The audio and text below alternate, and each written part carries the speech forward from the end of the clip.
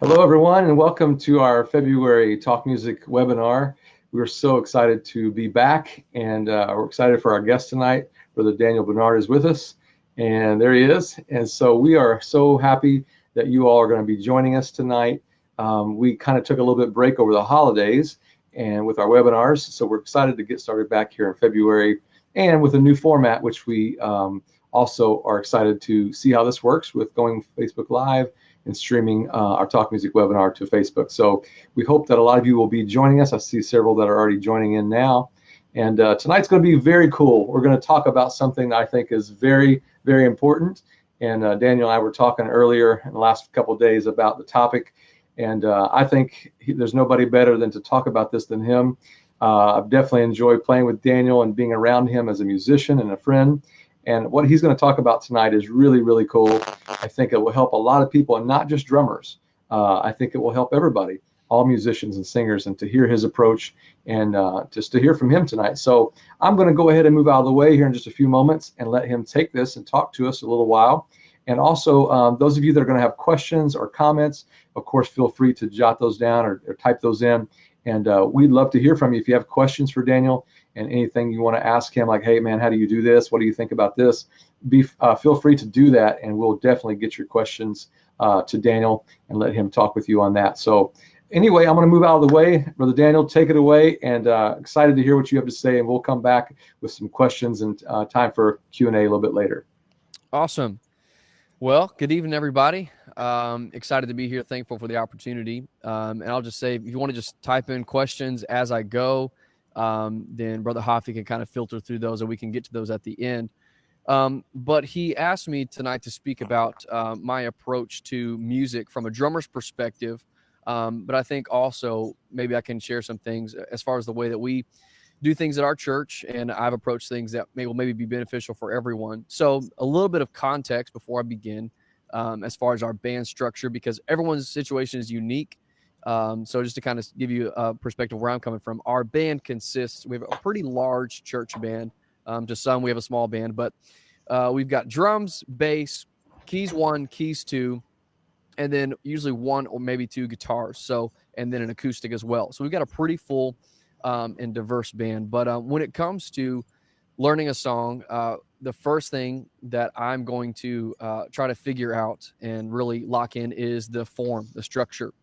And that may seem obvious, but that really dictates everything. And as you guys know, most all songs follow a very similar structure, right? You've got intro, theme, idea, intro, verse, chorus, maybe a double chorus, maybe a down bridge that's some kind of exodus from the idea, maybe an up bridge to a down chorus, to a cut chorus. It's kind of a very similar form. But, as I'm kind of learning through it, one mistake I think some people make when I talk to drummers is they immediately begin playing while they're learning the song. And what I tell them is, if you're, playing while you're listening, all you're really learning is the tempo. You're not learning the actual song.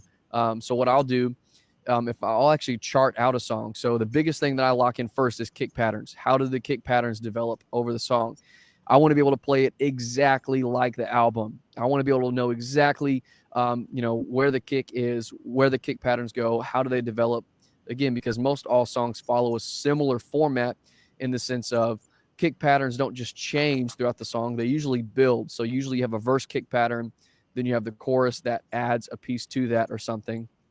And so kick patterns are essential to really learning, the way songs are structured, because that really helps the dynamics of the entire low end, right? Bass and drums are going to be locked in together on those kick patterns. So I learned the structure of the song. I learned kick patterns, and I even will type out stuff on my phone. So for instance, if I'm trying to remember, I may write verse 1 and then write K for kick, like kick, snare, kick, snare, or whatever.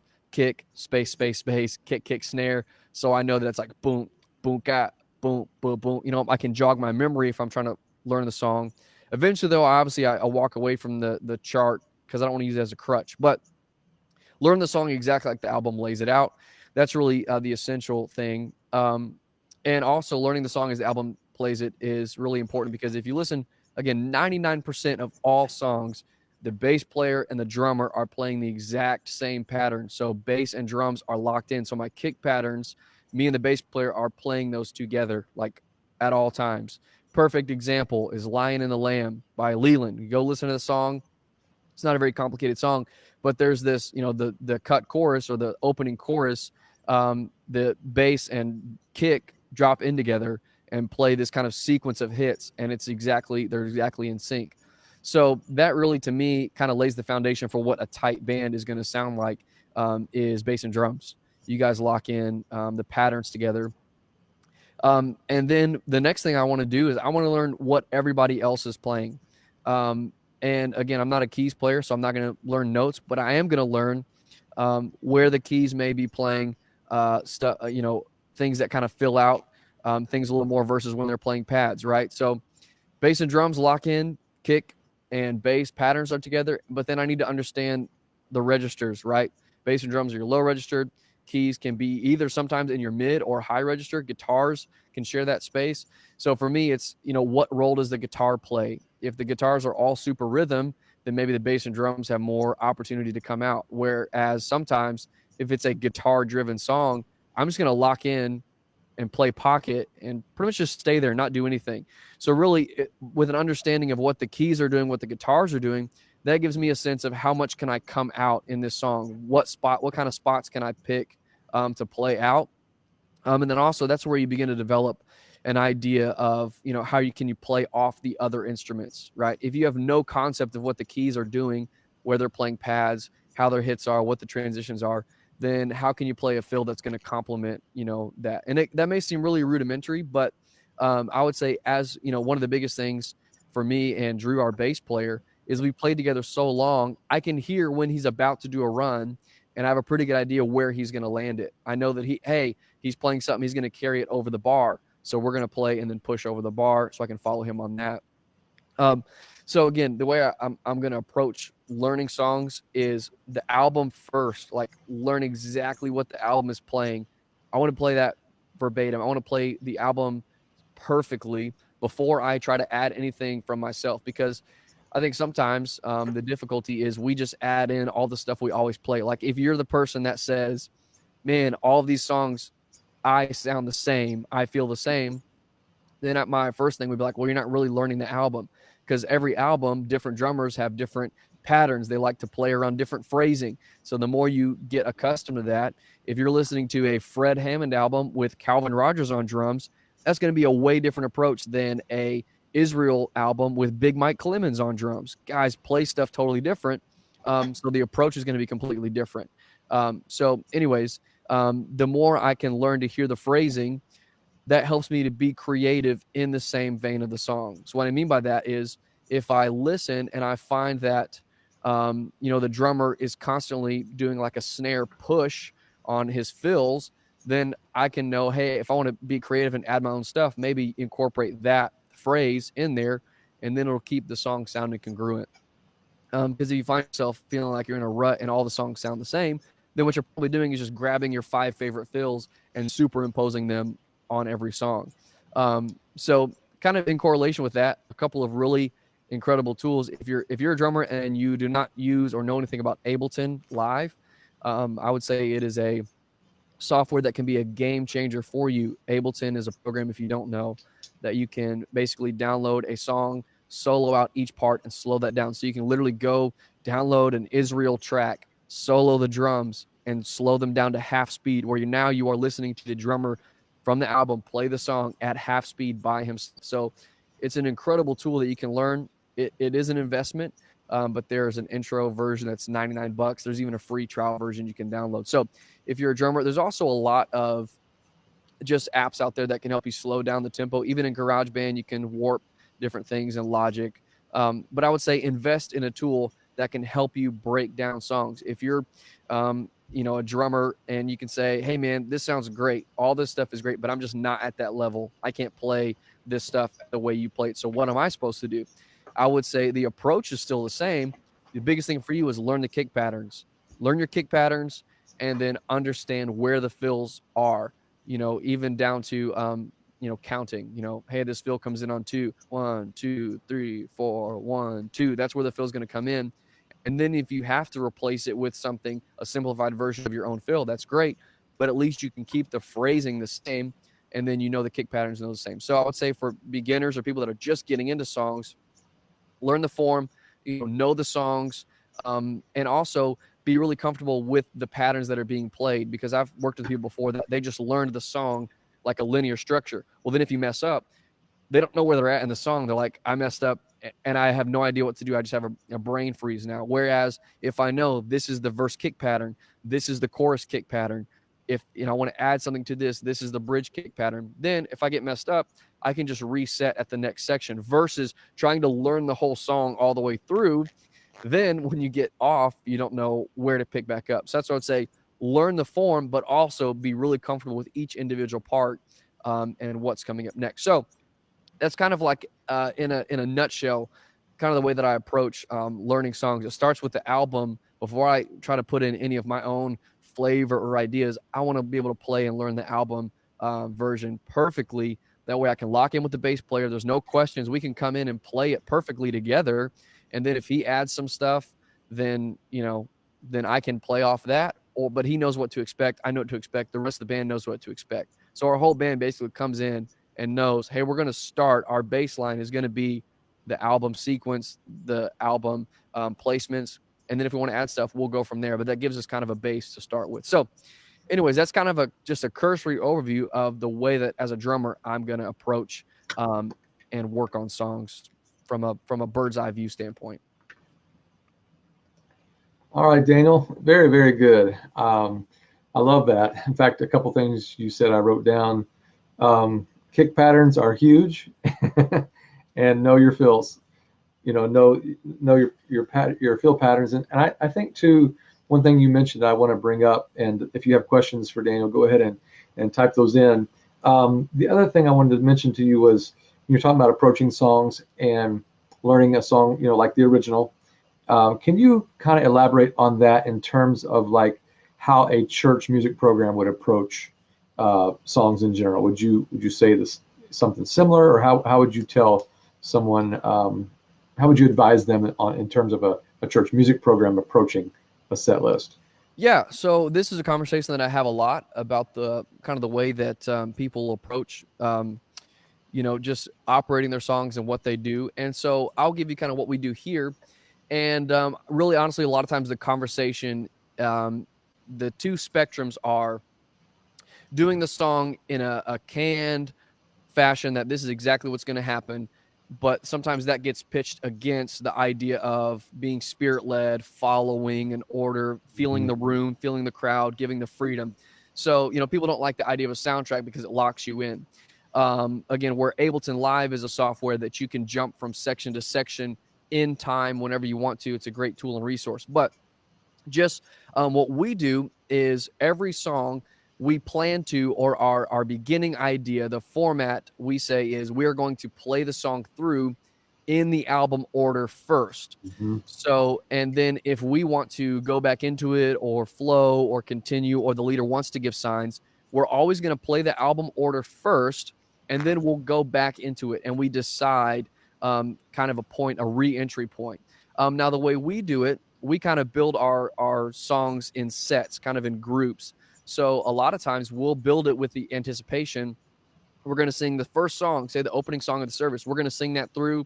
We're not going to repeat anything. We're going to do it the album order. Second song, album order. We're going to go right through. First song, second song. The third song may be the ending song of that set. So we know this is where we're going to flow. So basically it's like we have the order set out. And then once we get to that third song, again, we're going to play it through in the album order. But there's like a 99% chance that we're going to go back into it, or the worship leader is going to do something.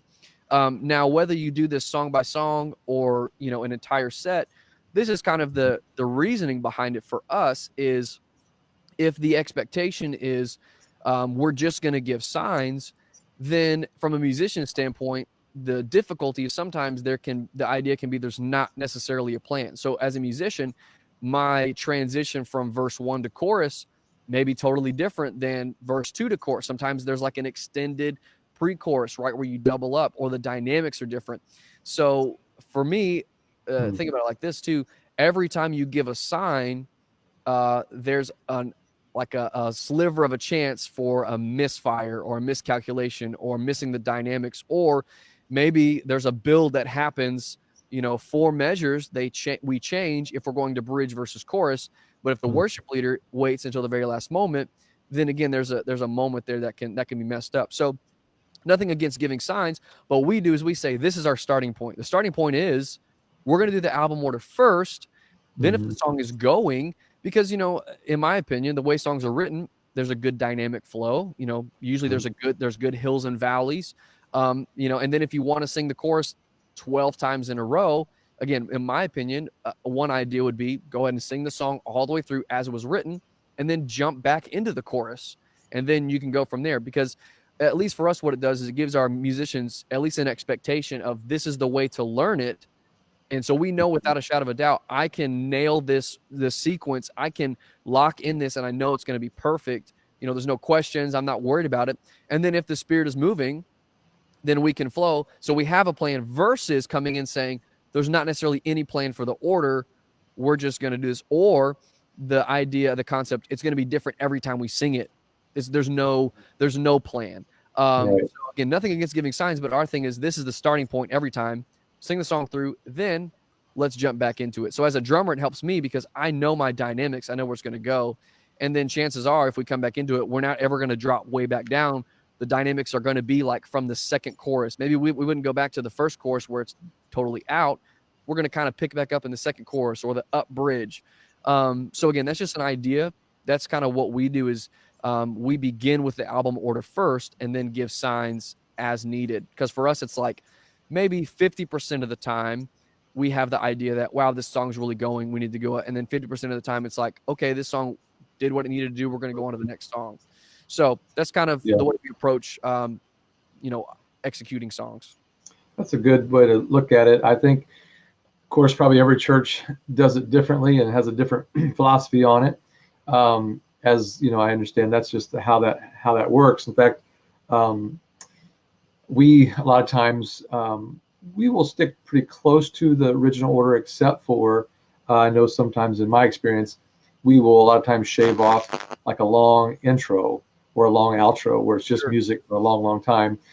That's just what we do personally at our church. A lot of times we will get into the song a little quicker or get out of it a little quicker. But that's, like I said, that's going to vary from church to church. I think you have to do what works best for your church probably. And that's kind of what you're saying. That's what your approach there, which is excellent. I want to ask you another question kind of along those lines, but a little bit of a different aspect on when you talked about Ableton. Of course, that's a awesome program. We use it, of course, and a lot of churches use it. What do you recommend for people in music departments that maybe are a little bit leery of the techie side of Ableton, and maybe it's too much for them at the moment? What would be some baby steps that they could take in terms of just getting loops and tracks started in their services? Sure. Yeah. A lot of times I find that the drummer, so the hope is you have somebody in your music department. There's somebody that this is their gifting. This is within their wheelhouse. They are already ready to do it. So I think one of the biggest challenges can be finding and activating that person, empowering that person. So I've been in different circumstances. I've been in a circumstance where I was the only one that necessarily had the care to do it. No one else was really not necessarily interested. There was like, man, that's just kind of out of my wheelhouse. So I was the one that jumped in and learned it. And then I've been at places where a lot of people were interested and everyone did it. But I would say like a great starting point would be just to try to work with a loop, get some loops or even just a metronome. And a lot of times it's going to start with your drummer, so, and even kind of the precursor to that is going to be some kind of in-ear setup. Because again, the way we have it set up, all of our musicians and singers are all on in-ear monitors, which I know may not be feasible for some people. But what that enables us to do is our music director has a talkback mic, or he has a microphone that only goes to the musician so he can communicate with us. But I would say start with your drummer. If you're a church that does not have in-ear setup, you're all on wedges, so the idea of having a click that you don't want to be heard by everybody is difficult, then what I would recommend doing is basically however your drummer is getting his signal on a wedge, buy him a little personal mixer, plug your wedge into that mixer, and then he has a laptop, and then basically you run out, as a second input into that mixer. So you have his mix, his wedge coming into that mixer, and then the click coming into his mixer, and then he's got ears. So what your starting point would be, the drummer's the only one that's got the click, whereas that's the most important person to have a click or a metronome or a loop would be the drummer. So that's, the biggest thing is your drummer has to be on board with playing with a metronome. So if your drummer's like, I've never played with a click, loop, metronome, the starting point is to say, hey man, start practicing with the metronome and get comfortable. Because if your drummer's not comfortable playing with a metronome, then that's going to be your biggest difficulty. So Truth. Very good. Very good. I think, and I know you would agree with this, I think if people would just try it, maybe just a loop, or a click track, just something to kind of get that started. That's sometimes the hardest part, is just getting started and try it. Yeah. But that's very good advice. There's a couple questions that have come in. I want to make sure these questions get answered. This was a good question, kind of maybe a tough question to answer, but maybe not. Evan says, what happens if we don't have a bass player, but we have a keyboard player? How should drummers approach this? Yeah. So my thing would be, really pretty similar in the sense that whether I have a bass player or not, I'm going to play the kick patterns that are on the album because for me, the way they were written, is going to be a pretty good dynamic flow. I think the tendency, if you are playing with no bass player, and this also depends on what your keyboard player does. If you have no bass player, my assumption is that your keyboard player is probably going to play a lot more left-hand heavy. So, if I'm in that situation, it kind of depends on what your keys player does. If your keys player is playing low, he's playing the keys part, but he's playing low to kind of just fill that space, then I think you proceed as normal. You basically proceed as if if there was a bass player or not, you're going to play the kick patterns as they are in the song, because it's going to dynamically build. Now, if your keys player is kind of playing bass or they're playing a percussive thing, then you have a decision to make. Am I going to play the kick patterns? Do they clash with him? Is he playing his own rhythm? And then if the keys player is playing a rhythm like a bass line, or they're trying to play what would be a bass pattern, then you may want to fall in step with them and then kind of make it sound more cohesive, if your keys player, because chances are, and again, I'm making a lot of assumptions, but maybe if you're at a church that has less musicians and the keys player is trying to fill a lot of space and they're trying to maybe make up for not having a bass player, then you're going to have to kind of decide if your keys player now is the dominant instrument, they may be playing more busy than they would if you had more instruments. Then you really have to figure out, okay, how much space can I carve out with that keys player? If they're playing super bottom heavy, I'm gonna kind of adjust to that and maybe simplify or dovetail with what they're doing. But again, my first step is always going to be play the album, play the kick patterns that are on the album, and then adapt as needed from there. That's good. Excellent. I hope that answers your question. And here's another one I thought was a good question. Kind of, I think, came from when you were talking about setting up your mixer. Let me put this question on the screen. It's from Leo.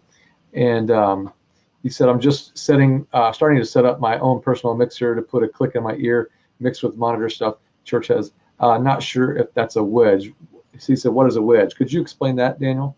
So I guess my question for Leo, set up my own personal mixer, however you're receiving audio right now. So if you have next to your drums, if there's a speaker, either that's coming in via XLR or quarter-inch cable, the idea being whatever you're receiving a mix from somewhere that's coming to the drums, whether it's a dedicated mix that's mixed just for you, or it's like we're coming out of the speaker by the keyboard into my speaker. Whatever speaker you're getting, the idea is just take that cable, instead of plugging it into the speaker, plug it into a personal mixer, and then you have that audio as an input channel, and then you can put your click as a secondary input channel, and then you can mix those independently. That's the idea, is just to take control of it through that perspective.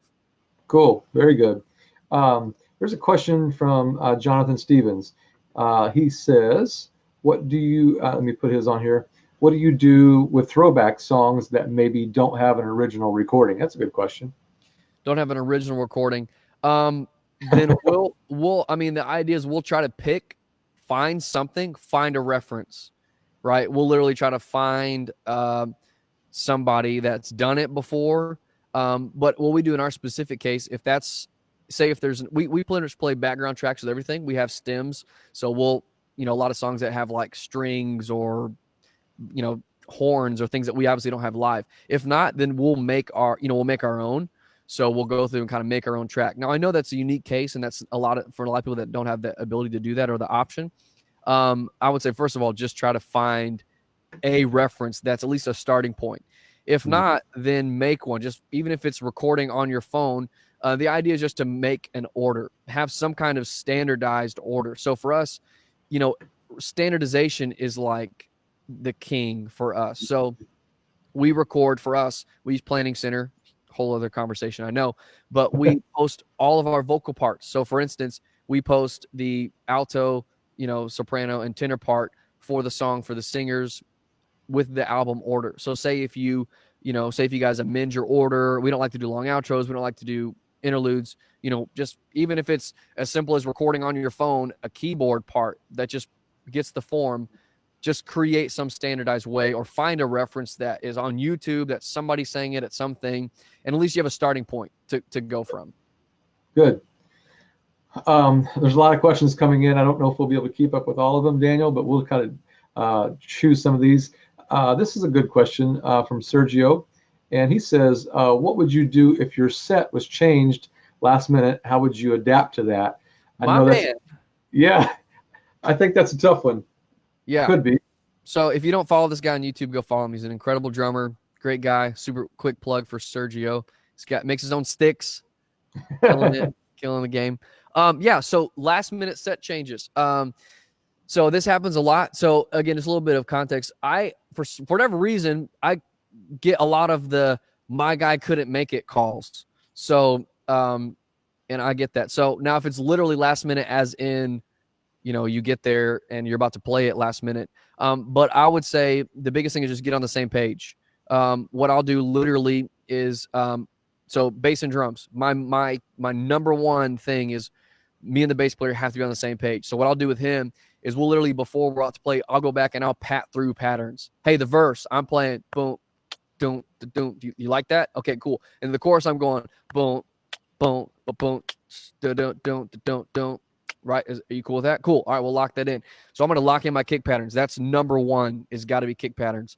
And then, if you have time, I'll even make little quick charts. So this is probably going to be impossible to see, but I'll try to show you guys, because again, a lot of times I'll get asked to play stuff the last minute. Let's see. So here is a chart. Okay. It's probably not going to be able to see this at all. I don't even know if my computer will do it. But what I have here, you can't really read it, but it's basically like verse 1. I have verse 1, swell. Verse 1 again, background vocals. Verse 3, toms, 1 and 2. So 1, 2, or whatever. I'll make like a cheat sheet super quick if I have to. That way, because the worst thing is you're coming to a big swelling down chorus and you don't remember, and you're just crushing it into this big chorus. So I'll make a cheat sheet, anything I really got to know. But I guess the easiest thing is get on the same page with the bass player. For me. That's great. I love the fact that you just talked about, you actually, as a drummer, have your own cheat sheet for a song, because I will say this, and this is nothing against drummers at all, but sometimes I think drummers get a bad rap in the fact that they don't come as prepared as maybe the keyboard player. Sure. And I think, Daniel, you have proven that I've played with you before, and honestly, you probably know the songs better than anybody on the stage. So that's an incredible thing for all of us to probably take the song as serious as we should. And like you said, knowing every little section of it that's crazy important, even for the drummer. Yeah. So I think that's great. There's another question, Daniel, that I'd like for you to answer if you don't mind. This is such a good question, and it's pretty much where a lot of churches probably do struggle with this, and so it's great. It's a little bit of a long question, so I'm not sure if I'll be able to fit it on the screen. But Josh says, watching from Montreal, we use Avioms at our church, but not every musician is able to have them. But then he said, they say, why use tracks? We have a drummer. How can we switch their mindset or their, and that's a good question. Sure. So really there's there's a lot of layers to that, but the biggest thing I would say is that it's not about replacing the drummer. Yeah. It's about adding to, right? So, and the other thing is you create an automatic safeguard. What happens if your bass player is sick? Hey, guess what? If we've had it where Ableton was the bass player for the day before, where bass player can't make it last minute. And, so what we do if we're, the idea of using tracks, and what we do is we call them support tracks, because it's not like we're letting the drums play, right? But for instance, all of your staple like Israel songs, they have incredible horns, they have incredible whatever extra stuff, big string things, or there's a lot of contemporary songs that it's going to have like a mandolin or something. There's all this stuff that we don't have and can't do, that support tracks support what we're doing. But I would say even, one of the biggest things is just to lock your tempo in. We've all experienced that moment where you're getting excited and the tempo speeds up and your singer literally just cannot sing the song. So, and maybe that's just me. I don't know. Maybe that's an old thing. Maybe you've never experienced that. Maybe you're perfect. Not me. I've been in a situation where it's like, or we started the song at the wrong tempo. Hey, it's like it's up to the drummer to click off the song, and I click it off 15 BPM too quick. So really the mindset is not we have a drummer, so we don't need that, but it's we want to take it to a higher level of excellence. And for me, I've played with tracks for, I don't know, 10 years. So for me, it has built my internal clock to the point, I'm not even saying like that I'm awesome, but it's like I have to, I don't know what it's like to not play with a click. So if you say, hey, can you start this song at 120 beats per measure? I'll go back there right now and play 120 BPM. Or, I know that a lot of, nothing is impossible. Planet Shakers, 142 beats a minute. I just know that that's what it is. So it just brings everybody up. I mean, support tracks give you a safeguard for, if you have people missing, you can add it in. It brings everybody up. It also helps, again, standardize where everyone has an expectation that's met. You can solo stuff and send it out to people. So again, it's more about supporting and shoring up what you have versus a replacement. So that's a great way to say it. I hope that helps to answer your question. That's loops and tracks. They do nothing but they just support. They help. They fill in. They make the band sound so much bigger and better. And I think that's always a great thing. Is this okay, Daniel? We doing okay so far? I'm great. Yeah, absolutely. Drew Taylor has a question. I think it's something we can listen to. How much do you guys practice or prepare for a Sunday service, and how do you prepare as a drummer? So we have a weekly musicians rehearsal that happens every Tuesday. And so the idea for us is our sets are given 2 weeks out, and then we rehearse 1 week out. So the idea is you've got the song for a week. We rehearse a Tuesday night, and then we play the Sunday. So our rehearsal schedule, we have rehearsal from usually 7 to 8 or 8:30, or 7:30 to 9, depending on, but it's about an hour and a half. And then we have 2 Sunday services, identical services. Our first service is at 9:15. So our band rehearsal is 7:30 to 8. Our vocalists come at 8, and we do a service run through, like top to bottom, 8 to 8:30. Then we have a pre-service meeting at 8:40. So how much do I prepare as a drummer? What we also do is we kind of have a working rep list. So this is kind of like a songs in our repertoire. So it's like we repertoire. I don't know how you say that, but so we have like a rep list. So it's not just we have like an open-ended 500 songs. We kind of have somewhat of a dialed in idea of these are the songs we're going to do. So in that case, I'm pretty much ready for any of the songs that we do because I've got the rep list. But I mean, it really depends on the song too. I mean, you throw a Eddie James, one of his new songs off Magnify, like Saved. For me, the expectation that I have of myself, I'm probably going to spend 10 hours with it, and then probably another 3 or 4, listening to everyone else's parts. Because for me, creativity, and you guys have all probably experienced this, when the band everything is great, locked in, and then what happens? You start vibing off of each other. The creativity flows from the other members of the band. So if I know that there's going to be this, monster keys run or this super cool vocal line, and I want to add an accent, I'm probably going to accent in the vocal line, or I'm going to accent the keys line, or I'm going to find, so I'm going to learn everyone else's part so that I can be creative off of what they're doing. Or, hey, if the keys player wants to add something extra, I probably know where he's going to add it. That super huge run in verse 2, he's probably going to do something else there. So I'm going to be ready. So preparation really depends on the material. But again, because I've kind of developed this somewhat of a systematic way to approach it, it makes my prep a lot easier. But that's kind of our flow. Tuesday night rehearsal, and again, everything is posted, so it's all standardized. So the singers, all their parts are posted, so they know it, and that helps us a lot because it's not like, what do we do? What do we do on that song? Or what was that again? What were the parts? We're not coming in and trying to remember parts.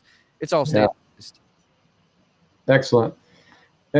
And on kind of what you were saying there towards the end, I think too, times have changed, and some of that's really good, of course, in the fact that people nowadays, if they take it fairly serious, they'll come already somewhat rehearsed at home and know the material, and they're not coming in to just totally just learn it from scratch. So that's one other great thing about Planning Center and different things like that, if people really use that. There's one thing I want to get to before we end. There are more questions that we won't get to tonight probably, but there is one that I'm saving that I want you to answer, and it kind of goes along with, I wrote down a few notes of things I wanted to ask you tonight.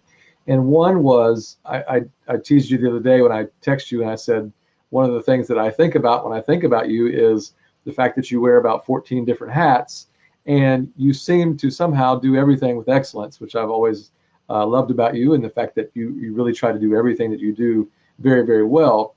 And so that was one of my questions, was how in the world do you juggle all of the different responsibilities that you do? Now being youth president is another hat, but you seem to be able to figure out a system to do things very well and to do them with excellence, which I believe God requires that of us. But I want to, with that in mind, this kind of goes with this question. There's a guy, Frank has a question. I wanted you to probably answer his question, and it'll answer mine. And I'll put it on the screen here. How do you keep up with your spiritual life, music life, and work life, especially, he says, as a college student? What's your advice on keeping up with all of this? I think you would be a great person to answer this question. Sure. So there's a lot to it. I'll try to give just a little bit, maybe of insight of somewhat of my routine, which everyone's a little bit different. But just so you know me, I'm kind of a weird hybrid of, I guess I would consider myself a creative person in the sense that a real creative is the people that they work at like 4 a.m. and schedules are flexible and like their brain is all over the place. I'm somewhat like that. With music is obviously a big factor, but I do have a huge workload. So I think it comes down to a couple things. I mean, I would say the biggest thing that I can't help you with is my wife is absolutely incredible. And there's only one of her, so I'm sorry. But no, my wife is just an excellent complement to my ministry and work. She's task-oriented. She's extremely driven. She does so much to support, what I'm doing. So I mean, this question really could begin and end with, my wife's amazing, and I'm sorry, but that's I mean, it's the truth though. But I would say, if you're married, finding the workflow of you and your spouse. But if you're not married, let's talk about just kind of the way you approach it. So a couple of things. I'm reading this great book called Getting Things Done. It's kind of looks kind of boring and businessy, but it's about this. The concept is this guy spent all this time with the CEOs and figured out, how can I make your workload easier? How can I clear up your brain so that you can do only the things that only you can do? And again, this is like a huge conversation, but one of the big things he said was, your brain has no sense of time. So what he means by that is, if you need to get a haircut, your brain is not going to remind you at the moment you need to make the appointment. Your brain is going to remind you when? Midnight, when you're going to bed. Your brain's going to say, don't forget, get a haircut. Don't forget, you need to schedule a haircut. But if you're like me, you've got 50 different projects, so your brain is just constantly reminding you of all the stuff that you've got to do. So what that does for me is, all of my 5-minute tasks bury my brain, and I can't get out of that and do my big work or my creative things or, whatever it is. So you got to find a system that works for you. 3 things that work for me. 1, I set future reminders on my phone. If I'm going to say I need to make sure I've got to call Jeremy Hoffey to make sure this is whatever, I'm going to set a reminder, hey, Tuesday at noon, text him to do it. And then my brain knows that is stored somewhere else than my brain, so I'm not going to think about that again. Second of all, I use a Google Calendar and I schedule my day. So I schedule my day by the hour. So for instance, 9 o'clock to 9:15, that's my email time. 10 to 11 is reading, Bible reading, note taking. So what that means for me is I'm not looking at my emails right now. I'm not a slave to my emails right now, because why? I answer my emails from 9 to 9:15. Now, if there's something that I know can't wait for 24 hours or 18 hours, then I'll answer it. But if I answer all my emails from 9 to 9:15, people understand that. Let's say if I worked at a plant here in Houston, I can't have my phone in the plant. So if I don't text you till 6 p.m., if you know that I work in a plant, that doesn't bother you. But if I'm a slave to my phone at all times all day, then I will be accountable to everyone 24 hours a day. So I schedule my communication. So emails go out 9:15, whatever. So I schedule all my hours. And then third, I have a task list, a running task list on my desk. I've just got just a piece of paper for me. I just write tasks. So I don't write things that need to get done. I write the actual tasks. So for instance, if I'm trying to record a drum cover, which is an example, but I don't write record drum cover.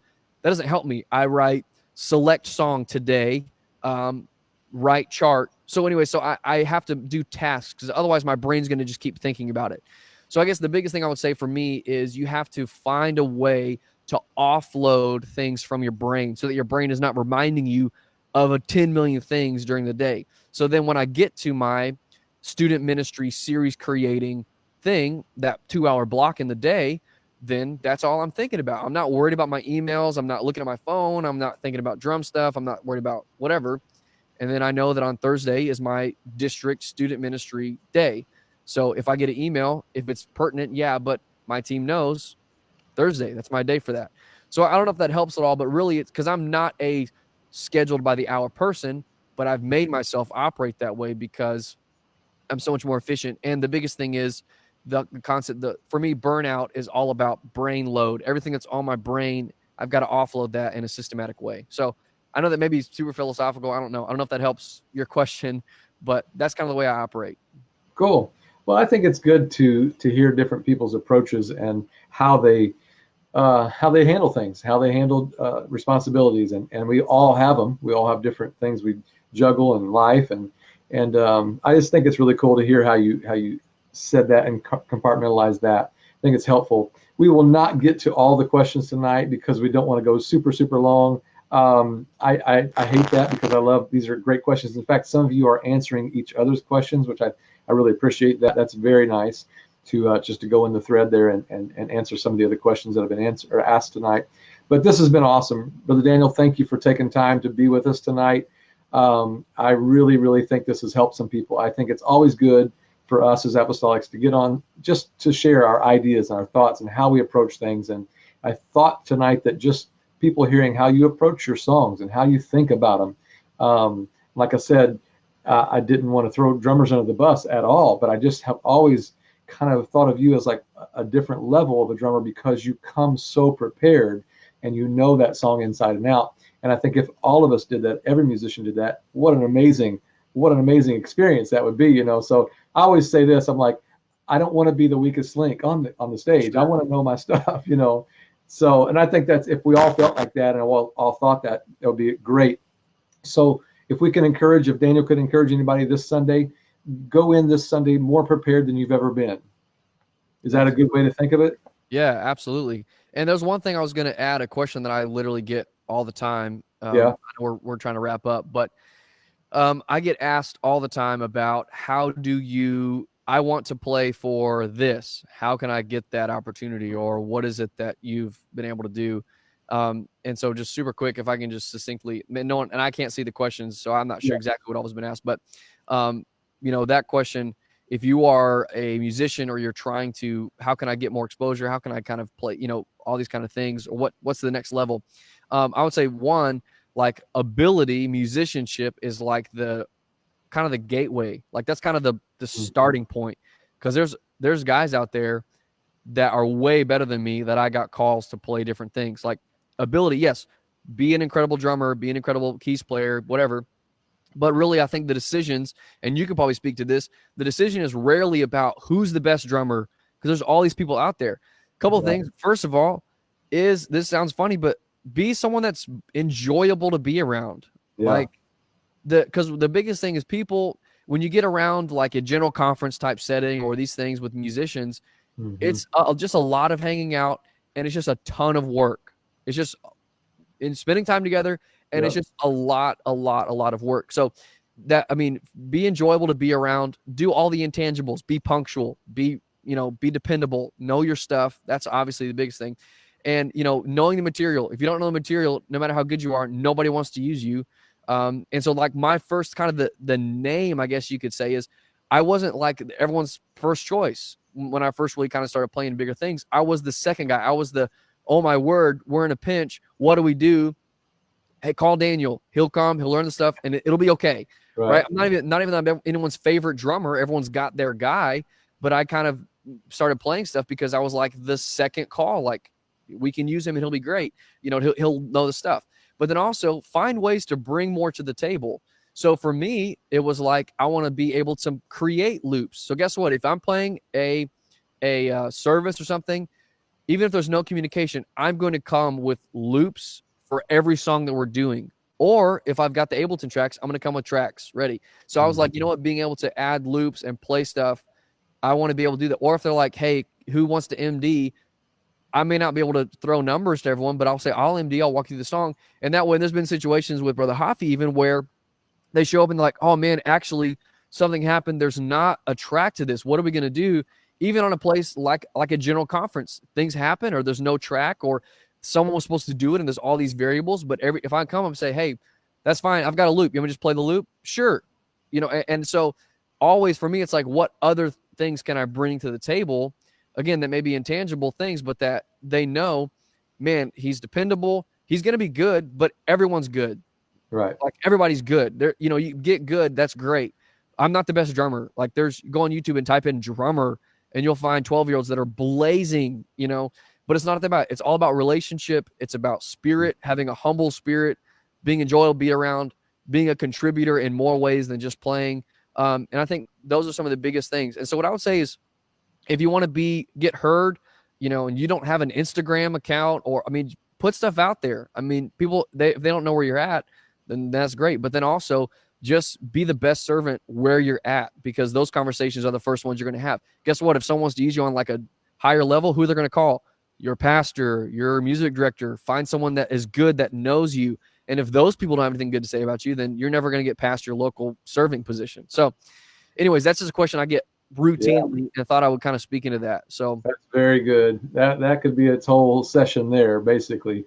Very practical, very good. Be likable. I think that's a good point. Don't be a jerk. Right. Well, man, thanks for your time. I really enjoyed this. I definitely think that there was so many comments on tonight, so many people, and we got a lot of things that were accomplished tonight. And excellent. Keep. I know that you have a lot going on, but we definitely appreciate you being here tonight, man. Thanks for taking time.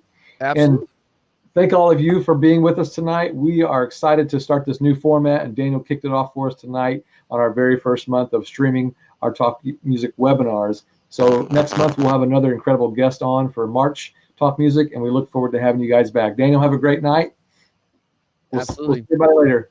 Bye-bye. Right, see you guys. See you.